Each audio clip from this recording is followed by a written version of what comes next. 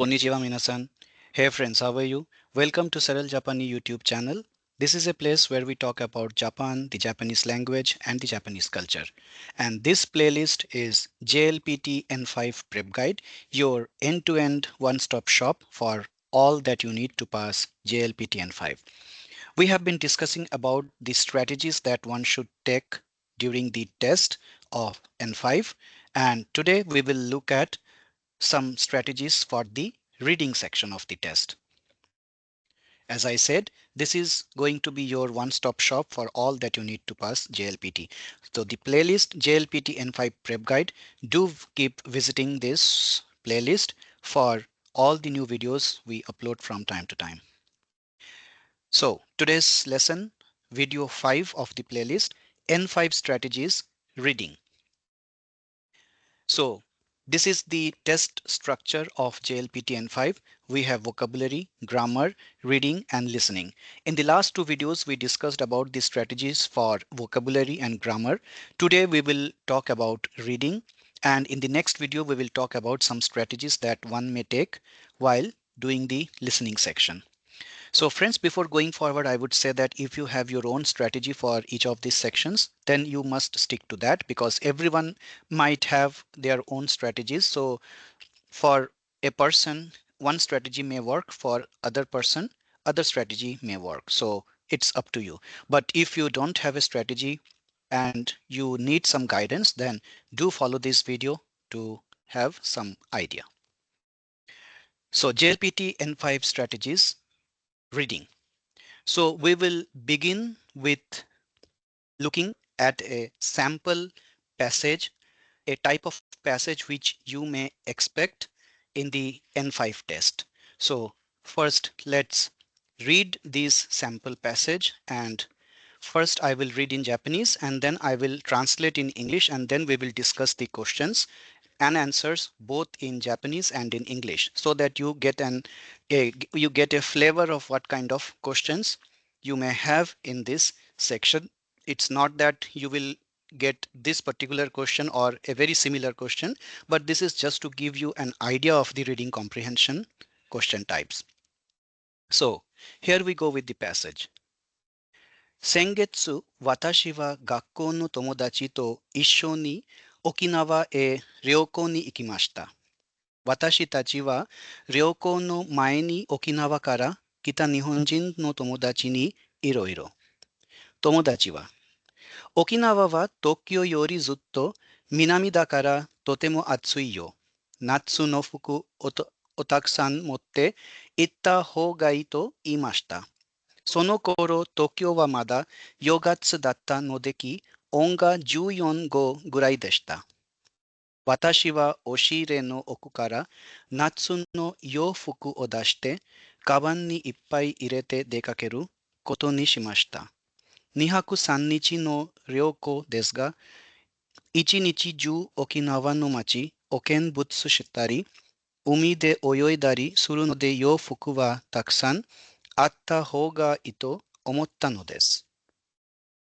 So this was the passage in Japanese. Now let's see. Before going into the English translation, you can see three vowels marked here: a, e, and u. So these are not part of the passage, but these are some, you may consider them as blanks, which will be asked, which will be presented in the questions of this passage. So we will get those questions in a later slide, but these are just the markers where you will have the questions. So this is the translation of the passage.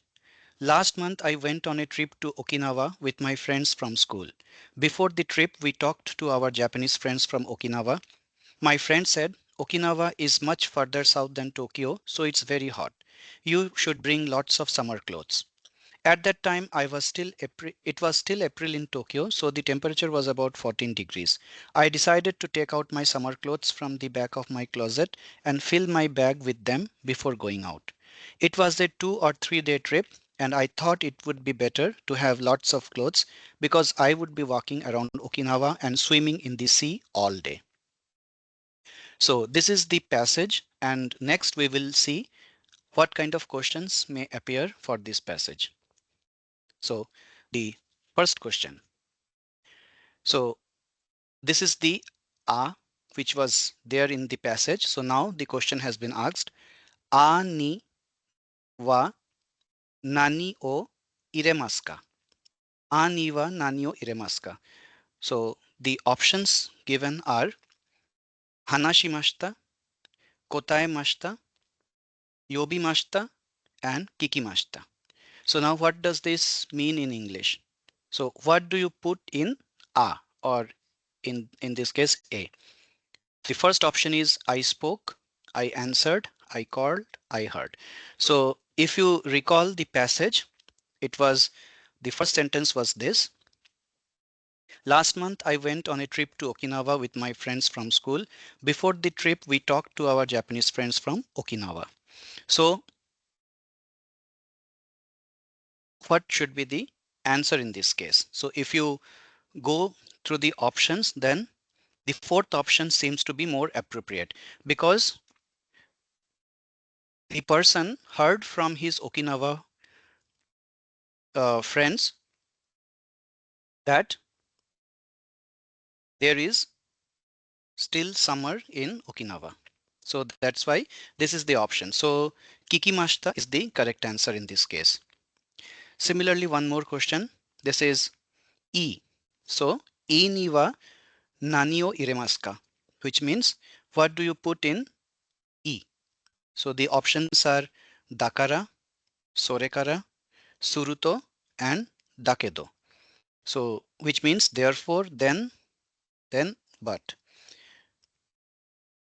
So the answer will come from this section of the passage. My friend said Okinawa is much further south than Tokyo, so it's very hot.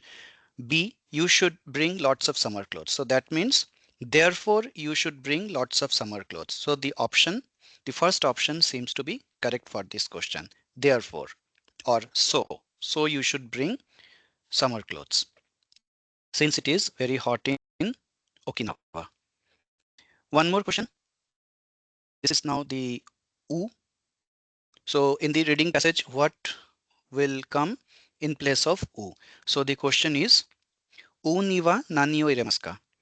Options are so suruto, tokoro ga, sore de, and sore ni. So what do you put in C? Then, however, so, and. So here, this is the section of the passage which has the answer. I decided to take out my summer clothes from the back of my closet. So this will be, the answer will be so.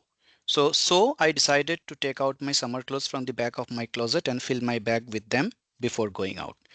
So this is just an example passage which may appear in the JL5 test, and this is exactly same as what we have studied in our secondary school. So JLPT N5 is the first level of the test. That's why they don't provide any difficult passage, but very common passage. But at the same time, one must be aware of all the verbs and the common nouns and the adjectives so that one understands what is mentioned in the passage. So now with this example, let's look at some of the strategies that one may adopt to answer these type of questions. Read the questions related to a passage before starting to read the passage itself. This will give you an idea of what to look for in the passage while reading it. Believe me, it will save considerable time to get the questions completed. That would also help you to skip some of the portions of the passage which are not directly involved in the questions, or those portions that you fail to understand. This will let you know what to look for as you read the passage and help you to ignore irrelevant information or spending too much time on something you aren't able to understand. So what it means is, at times it's not always the case that we understand everything what is given in the passage. After all, it's a foreign language and it's not humanly possible to know everything, especially in JL5 test, which is the first level of test. So there will be some sentences or some words or some phrases which the candidate will not understand. So it's okay to ignore those which you don't understand, and do not waste much time on that. So if you are lucky enough, then there will not be any questions from from those sentences which you didn't understand. So this is the thing. And before reading the passage, do read the questions first, so that while reading you will have the idea of which which which things are expected from you. Don't rush while reading through the passage. Forget everything else while reading the passage and try to get to the root or theme of the passage. If you keep thinking about something else in your mind, you will lose important information and will have to read the passage again, leading to a loss of considerable amount of time. And in the JLPT test, time is always a shortage. Once started with reading a passage, don't even look at the watch. Remember that even checking the time leads to a loss of concentration, which is the most important prerequisite to do well in reading comprehension. So to summarize this slide, you have to forget about everything else than the passage at that point of time. You have to forget about your home, your problems, in fact the test itself, and you should think only about that passage. You should get deeply involved with that passage at that point of time, forgetting everything else and clearing everything else from your mind. And that is a very, very important strategy to do well in this type of questions. So if you read the passage with full concentration by forgetting everything else, you will definitely find out what is given in the passage and what has been asked in the questions related to the passage. One may very easily get confused in one difficult reading passage. So at times it happens that the passage has been given in such a way that that there are many words or phrases or sentences that you don't understand and you are totally confused with that passage. So in that case, the candidate needs to keep this in mind, that there are many passages and questions in this reading comprehension section. If you spend all your time on just one passage, you won't have enough time to devote to the others. So do begin by flipping through the test booklet to see how many questions and passages are there in all. That would give you a generic idea of how much time you should spend on each question. So that will make you more organized and you won't go out of time. Then there are some more strategies. Try to isolate the text and read slower. Ways to do this include folding a piece of paper in half and reading line by line. It will stop your eyes from wandering and it becoming a speed reading. The act of having to stop gives you time to absorb what you are reading. So this means you should be focusing just on one sentence at a time. You should not, your eyes should not wander, and while you are reading one line, your eyes should not be going to the adjacent areas. So stop at intervals and use some sort of thinking strategy to think about what you have just read. That is, assimilate. This could be as simple as stopping to summarize in your head all the way to note taking, or applying deeper critical thinking activities to the text. Try to offer an opinion about something in that section of the test. So what this means is, while you are reading, try to keep summarizing what you have just read in your mind and try to conclude something or try to have an opinion about that sentence. So your thinking process should not stop while reading. It's not that you are just reading it mechanically without understanding it or without having an opinion about that. So this is very important to grasp what has been given in the passage. Next is read the intro, scan the section headers and conclusion first, and then go back and read each section. So if it's a longer comprehension which contains several paragraphs, then first read the introduction and then read the first sentence of the rest of the paragraphs and also the conclusion in the beginning, so that you get an idea of what is the background of that passage and what is the conclusion. And in the second round you can read each section in detail, and as we had discussed earlier, you also should go through the questions before reading the passage, so that you know what you are supposed to answer. The point is to go on in understanding the major points, arguments, or things they want you to know. And then when you read the sections, you should be able to see, oh, this connects to the major idea because of so and so reason. During preparation for N5, do read passages for practice and try to understand what all are being conveyed. Every passage will have some takeaway, and if you are able to understand that, rest everything gets easier. So this is very important. So this is not a strategy during the for the test day, but during your preparation phase, that you must practice passages reading. Try to read passages given in the in the textbooks, or also you can read from internet. There are several passages and given in the internet sites or on several YouTube videos. So do go through them and try to read and understand. So also, if there are several, if there are kanji symbols that you don't understand, so you need not read them. You need not read each and every word in Japanese. If you understand the meaning, then it will it's still okay that you understand what has been said, rather than reading word by word. So reading word by word is not important in such questions, but to understand the meaning and to be able to correctly answer the questions is what is required to pass this section.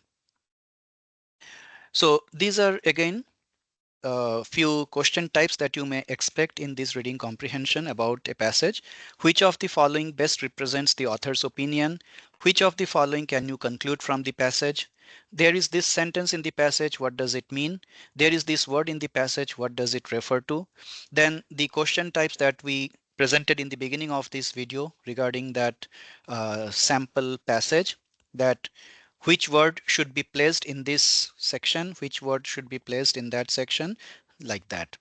So, and the final one is, we often neglect katakana script. So we always focus on hiragana and we always focus on kanji, but katakana is kind of the neglected script, and which is not good for a JLPT seeker, because there will be foreign words in the test paper which will be written in katakana script and which may be totally different from the actual foreign words. For example, words like shawa in katakana, it means shower. So if you don't know that, you will get confused. Similarly, shats for shirt, etc. There are many like these. So don't judge the foreign word wrongly, else you may get a completely opposite and different meaning of the passage than what they meant to say. And similarly for questions like a, u, e, so those are also written in katakana. So you must have a very good understanding of katakana and the foreign words conversion. So how the foreign word, how the English words are translated or converted to Japanese words using katakana script, that knowledge is very, very important. Otherwise, you may understand hiragana and kanji symbols, but judging a foreign word wrongly may totally lead you towards the wrong direction. So friends, that was our uh, idea of the reading section, and I hope this has been little helpful. And in the next video, we will discuss about the listening strategies. So till then, thank you so much for watching the video. Arigato gozaimasu. Matai masho.